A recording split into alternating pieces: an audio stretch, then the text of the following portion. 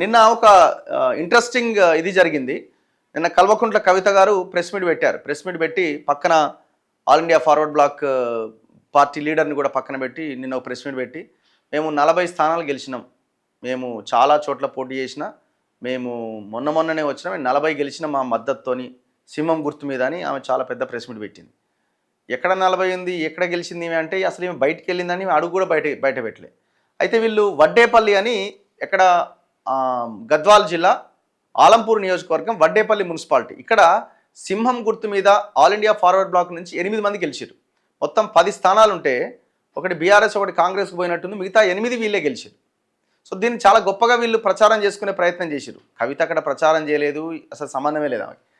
అయితే ఇది కాంగ్రెస్ ఖాతాలో పడ్డది ఇప్పుడు వచ్చి, ఎందుకంటే ఆ 8 మంది ఈడ ప్రత్యక్షమయ్యారు హైదరాబాద్లో. మరి ఎట్లా తీసుకొచ్చారో ఎట్లా వలేసి పట్టిరో కానీ సీఎంను కలిసి మద్దతు తెలిపిన ఏఎఫ్బి కౌన్సిలర్లట. ఇగో జోగులాంబ గద్వాల జిల్లా వడ్డేపల్లి మున్సిపాలిటీ కూడా కాంగ్రెస్ ఖాతాలో చేరింది.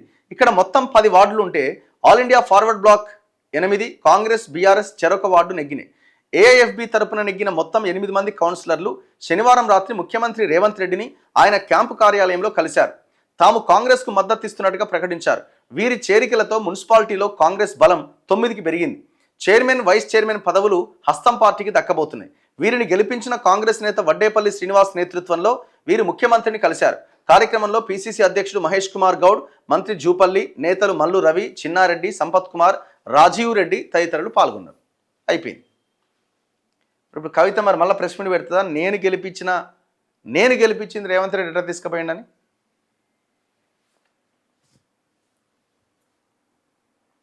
ఇగో నిన్న ప్రెస్ మీట్ ఆమె ప్రభుత్వ వైఫల్యాలు ఎత్తి చూపడంలో బీఆర్ఎస్ విఫలమైందన్నదట. న్యూ ప్లేయర్గా రంగంలోకి దిగిన మమ్మల్ని ప్రజలు ఆదరించారు. గతంలో మున్సిపల్ మంత్రిగా పనిచేసిన కేటీఆర్ తమకు వచ్చిన స్థానాలు గతంలో కాంగ్రెస్ పార్టీ ప్రతిపక్షంలో ఉన్నప్పుడు సాధించిన స్థానాలతో పోల్చుకోవడం విడ్డూరం. మున్సిపల్ ఎన్నికలు బీఆర్ఎస్ బీజేపీ పొత్తుకు తొలిమెట్టు. త్వరలో జరగబోయే సింగరేణి ఎన్నికల్లో హెచ్ఎంఎస్, తెలంగాణ జాగృతి కలిసి పనిచేస్తాయి. మేము చాలా గొప్ప విజయం సాధించినామని చెప్తున్నాము.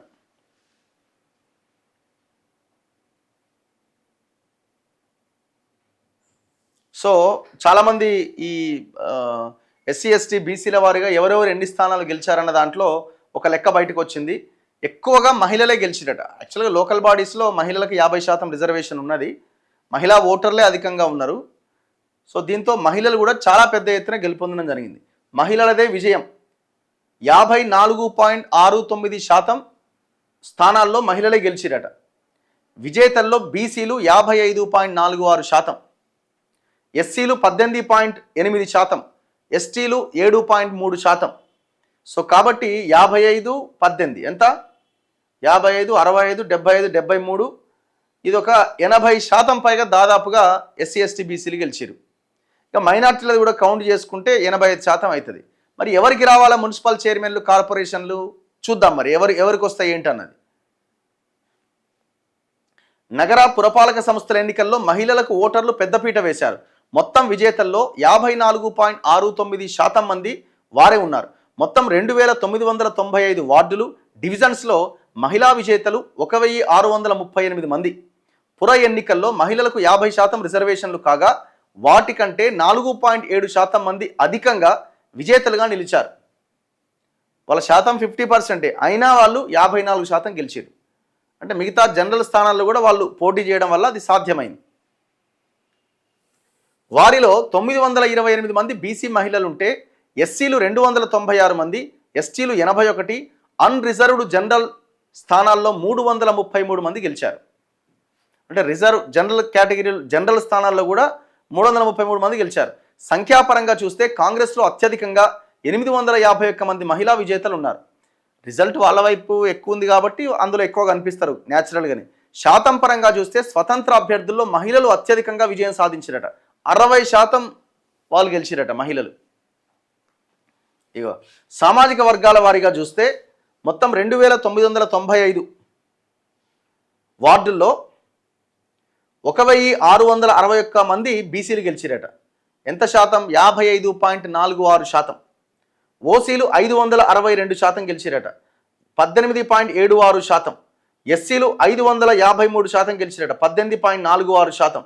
ఎస్టీలు 219% గెలిచిరట, 219 సీట్లు గెలిచారు, 7.31%. సో ఇట్లా పార్టీల పరంగా చూస్తే మీరు చూడండి, పార్టీల పరంగా కాంగ్రెస్ నుంచి బీసీలు 831 గెలిచారు, అన్రిజర్వ్డ్ జనరల్ అంటే 291 మంది గెలిచారు, ఎస్సీలు 291, ఎస్టీలు 124. బీఆర్ఎస్ తరపున 425 మంది బీసీలు, 133 మంది general, 158 SC, 65 ST. BJP 213 BC, 65 general, 42 SC, 16 ST. So ఇట్లా అన్ని పార్టీల లెక్క మనకు ఇక్కడ కనబడుతున్నది.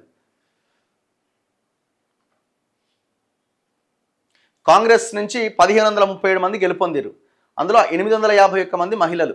బీఆర్ఎస్ నుంచి 781 మంది గెలిస్తే 415 మంది మహిళలు.